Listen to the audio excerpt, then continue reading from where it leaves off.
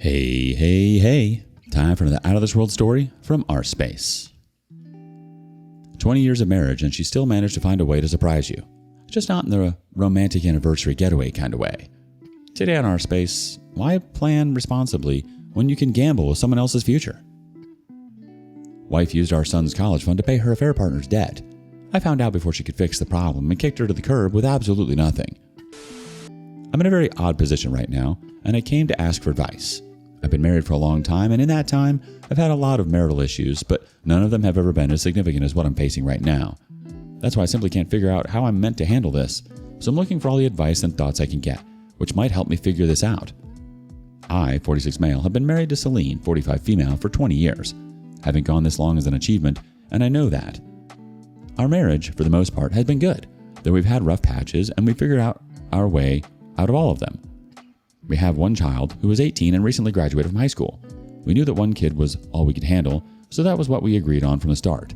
Thankfully, he's a good kid, and we have never regretted not having more than one. We've been saving for his college fund, literally from the moment he was born, and that's the center of what I'm writing this post for. It's the whole reason why I don't know what I'm meant to do. Celine has worked in the finance industry for most of her life, and because of that, she was always in charge of the money business for us. That doesn't mean I always left everything for her, but 80% of the time she was the one handling taxes and everything else that had to do with our banks. It has worked for us for over 20 years of marriage, so what was the reason for me to decide to change things? I had my own responsibilities in the house. This way, she had hers. She was the one handling deposits into our son's college fund, and periodically, I would have reason to take a look at it to see how far we had come. I remember the last time I checked, we had the full amount in there. We kept adding to it since we don't know which school he'd go to, but we decided that the extra could be used to get him a car if there was that much left over. I was the one who took my son to all the schools that he had nominated. He had a favorite, of course, but I told him it was a good idea for us to visit most of the others so that he'd have a good idea of what the schools were like in case his first option didn't work out. In the end, my son got accepted into a second choice school, which made us super happy.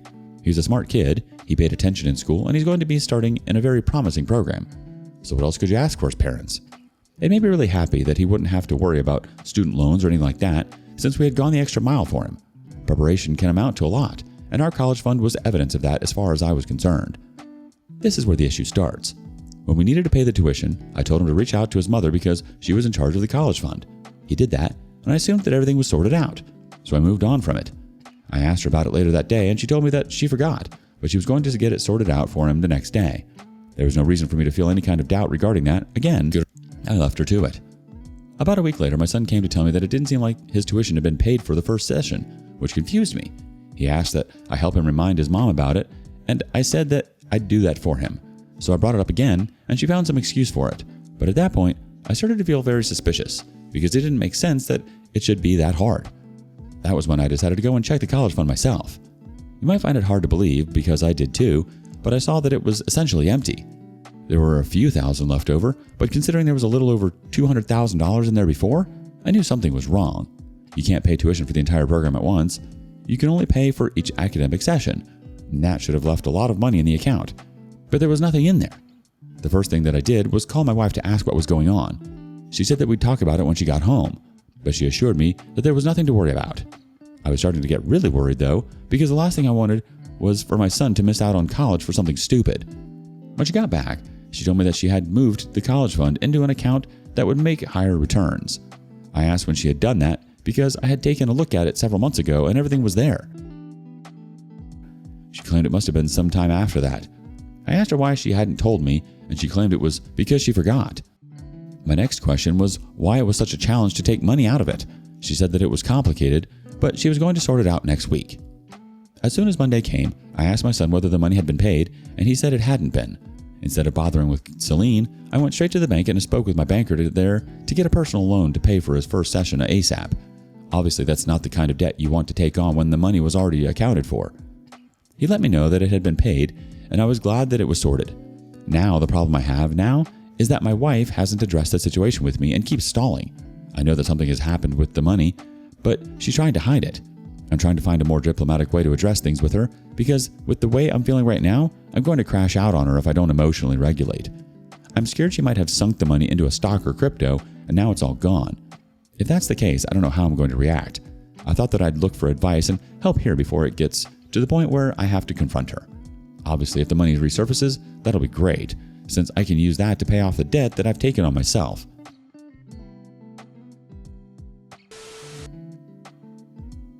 Let's be real. If she had truly moved it into a legitimate investment, she'd have the paperwork ready to show you the moment you asked. The fact that she keeps dodging questions and giving half-baked excuses says it all. She's stalling because she knows she's caught. At this point, I'd stop trying to be diplomatic. Update 1. I have confronted Celine about the money that went missing from my son's college fund, and to be honest, it was a lot worse than I ever could have expected. I really thought there'd be a reasonable explanation for this entire thing, but the explanation that I got is worse than I could have wished for. I started the discussion with Celine when she was reading a book in the living room. I told her that she didn't seem to be very concerned about our son's university tuition situation. She said that she was very concerned, but there was nothing she could do to get the money to emerge faster than it would. That was when I asked her to explain the entire situation to me like I was a child. I needed to know exactly what was wrong. She was a finance expert, so she was meant to understand it quite well. I noticed that she was stumbling over herself and she didn't seem to be able to give a coherent explanation regarding where the money had gone. I interrupted her and I asked her whether she had put the money into some kind of failed investment or tanked crypto coin, and she said no to both of them. I asked her what had happened to the money, and she stuck to her story of the investment account that she had opened. I started to lose my patience quickly. It was less about the money at that point and more about the fact that she was lying to me, and I could tell. After 20 years of marriage, lying is meant to trigger you as much as it triggered me. I told her that I was going to give her one last chance to explain. In all the time we've known each other, the number of times I've raised my voice can be counted on one hand, but none of those times ever had $200,000 gone to the wind, and I knew that if I had to flip out, it was going to be really bad. When she didn't say anything quickly enough, I stood up and shouted at her, asking what she had done with the money. I told her that I knew for a fact that she was lying to me and she had done something with it. She had never seen me like that before and she was frightened. I didn't care because I needed an answer and I wasn't going to get to the truth any other way. I told her that she wasn't going to like how I'd be in a few seconds. I was actually shaking with rage at that point because I had something I know. I had saved most of the money, and even though it wasn't meant for me, I deserved to know what was going on with it. That was when she finally said that she had loaned the money to someone who put your life part of my heart. I almost couldn't believe my ears. I asked her to say it again, and she did, though a lot more hesitantly the second time. I asked her who it was, and she said it was someone named Alexander. I didn't know him, and I asked her how this person was so close to her that she had to siphon our son's college fund for him. I really wanted to know how that worked. She said it was someone she knew through work. I felt like I was losing my mind. I asked her what kind of debt that person had that they needed that much money to pay it off. She didn't say anything. I've never been madder in my entire life. The whole thing didn't even sound real to me. I wanted to know why she had to be the hero in this person's life. She didn't have to be the person to save them from their debt, but she chose to do that at personal cost to our son. It made no sense to me, and I made sure that she could appreciate that. It came to me very suddenly, but I grabbed her phone because I had a feeling that whoever Alex was couldn't be someone platonic. It had to be someone who meant something to her, and I wasn't going to sit around like a fool and believe what she was telling me. She nearly lunged at me when I grabbed her phone, but I pushed her off me, and quite roughly, I'll admit. I wasn't in the mood for her games. She weakly told me to stop, please, but that just convinced me that there was something to find. I found her messages with Alexander pretty quickly, and it was hard to read them with how angry I was and the expectation that she'd lunge for her phone again, but surprisingly, she didn't. It seemed she accepted that she had no way out anymore. Trying to get the phone would just be confirmation that she had something to hide, even if I didn't know the specifics, and 20 years into life with someone, that's a good enough reason to end things. Alexander was someone she had met through work, so that part wasn't a lie, and she had sent him the money to pay off a debt, because her last several messages were her pleading with him to produce enough for her to at least pay a session. I suppose that would have been enough for her to get me off her back. But he didn't do it, and that was how everything fell apart for her. If it wasn't happening to me, I would have been entertained by it. When I scrolled before the point where we had to pay the tuition, their interactions were less one note. From the way they messaged each other, it was clear that something was happening there. All I had to do was keep reading, and that's when I saw them refer to each other as pet names. I saw one time when they talked about seeing each other soon. That was all I needed to fully understand the situation. Alexander was Celine's affair partner. She had been cheating on me, and that's why she was stupid enough to clean out our son's college fund for the fool. I turned to her and asked her why he had a debt that big. She didn't want to answer. I told her that everything had fallen apart, so there was literally no perk to her keeping anything from me at that point. She said it was a gambling debt, and I felt like I was losing my mind. My son's college fund had been spent to save some degenerate from a massive gambling debt. Before I handed her phone back to her, I made sure to screenshot as much of it as I could, and I sent everything to myself. Then I gave her phone back to her. "Baby, I'm sorry," was what she was repeating over and over when I walked out on her. I locked myself in our room for the entire night. My thoughts were a mess. I couldn't make sense of anything, to be honest. The last thing that I had expected was for my life to fall apart just like that. After 20 years of being married to someone, you should be allowed to think you'll make it for life. You should be allowed to believe that you can trust them. I guess I thought wrong. As it is now, I have had her served with divorce papers, which broke my heart a little bit, but ultimately, I know that it is the right move to make. There's no way that things can work at this point. Our son is old enough to handle a split, so that's not going to be something that I worry about myself. I haven't told him what happened yet, but I will eventually. There's no rush to do that, and I'd prefer for him to settle into college instead of worrying about stupid drama between his parents. I'm going to aim to have every dime that she stole out of his college fund paid back. She can take her boyfriend to civil court if she wants, but he's none of my concern. She is, so she's going to pay me back. Update 2. This should be my final update on the current events in my life regarding my cheating wife and the way she stole our son's college fund and used it to pay off her affair partner's debt. She expected him to pay it back before it was ever discovered, but that didn't happen. At the end of the day, it was discovered, and that was how the crap hit the fan. We went to court because there was no way she was going to accept me proposing that she pay back the entire $200,000 that she had misappropriated. The good thing is that with the lawyer I got and the evidence I had of where the money had gone, there was little sympathy for her and very little wiggle room. The math gets very, very confusing, but there's a lot of moving parts. But ultimately, the judge ruled as if she had received $200,000 as part of her settlement, which was the money she had stolen. I kept the house, and her split from the house would have been less than $200K, so she got nothing. However, there was still a pretty large difference, and that was used to offset any alimony that I would have had to pay. On top of that, and this is probably the best part, but the debt from my loan was considered marital debt, and it was split equally between the two of us. The problem is that our son's college fund wasn't restored from the judgment, so there's a chance I might refinance the house to get the money to pay off when that time comes. But hopefully, if she ever gets paid back by her affair partner, she'll pull half of that money towards the college fund where it deserves to be. I have no idea if she'll choose to do that, and I can't force her to if the time comes.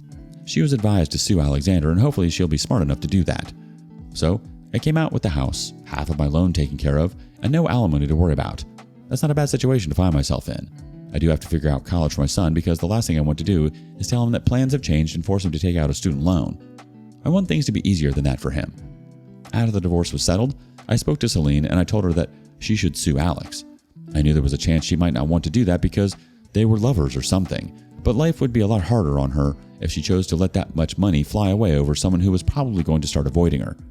I don't know why I was giving her advice, but I guess it was because the money could potentially help our son out.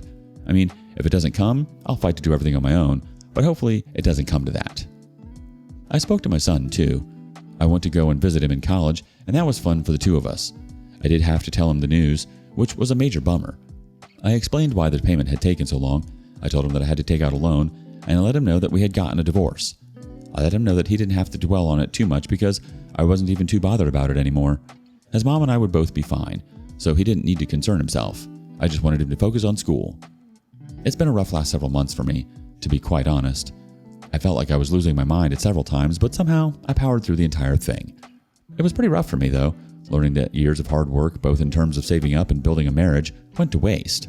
But hey, what can you do? I can't control the choices of a grown woman, especially after 20 years. All I can say is that if you can, be vigilant in your relationships. Maybe you'll catch a sign that the person you're with isn't for you, and you might catch it quicker than I did and save yourself a whole lot of heartache. She really managed to hit the trifecta: cheating, stealing, and destroying her kid's future. I guess the cherry on top of all of this is her affair partner ghosted her the second things went sideways. She threw away her family for a loser who couldn't even pay off his own bets. But sorry doesn't refill a college fund. Sorry doesn't unsend the messages to her gambling buddy. You did exactly what a real parent does. You stepped in, took on the loan, and made sure your son didn't have to suffer because of her mess. You shielded him from the fallout, gave him the chance to start his college life without the burden of all this chaos. That's what separates you from her. Have you ever had to deal with a partner who made reckless financial decisions that directly affected your kids? How did you handle it? Thank you for joining us today on rSpace. Be sure to like and subscribe and hit that notification bell so you don't miss out on our next video. See you again soon.